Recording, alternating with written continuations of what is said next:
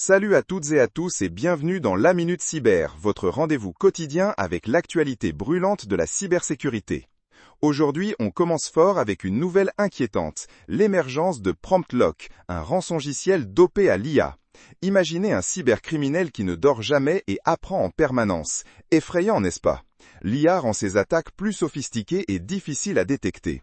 Puis, TransUnion, géant de l'information de crédit, a subi une fuite de données majeure, impactant plus de 4,4 millions de clients. Encore une fois, la protection des données personnelles est mise à rude épreuve. Vérifiez vos relevés.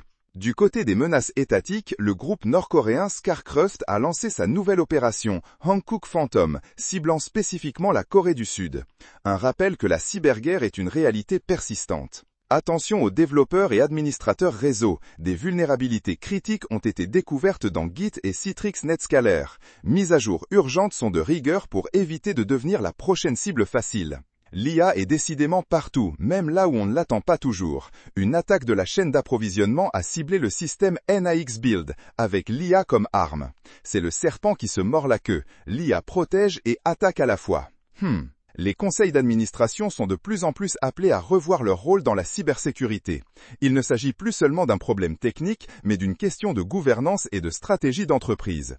La cybersécurité, c'est l'affaire de tous, surtout des dirigeants. Du côté des conseils pratiques, l'organisme cyber des Émirats arabes unis met en garde contre l'utilisation des Wi-Fi publics, source de nombreuses brèches.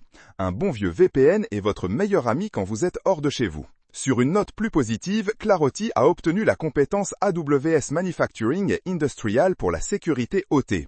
C'est une bonne nouvelle pour la sécurisation des infrastructures industrielles critiques, exactement ce dont on a besoin. Le crime lié aux crypto-monnaies ne cesse de croître, entraînant une augmentation des investissements dans la sécurité des actifs numériques. Les pirates adorent l'argent, même virtuel, et les protections doivent suivre le rythme effréné du marché. Enfin, la Corée du Sud révise sa stratégie de cybersécurité pour mieux faire face aux menaces basées sur l'IA. Une initiative louable qui montre que les gouvernements prennent enfin la mesure du risque croissant lié à l'intelligence artificielle. Et voilà, c'était la Minute Cyber du 1er septembre 2025. N'oubliez pas, restez vigilants, protégez vos données et informez-vous. On se retrouve demain pour un nouveau Cyber Flash Report. À très vite!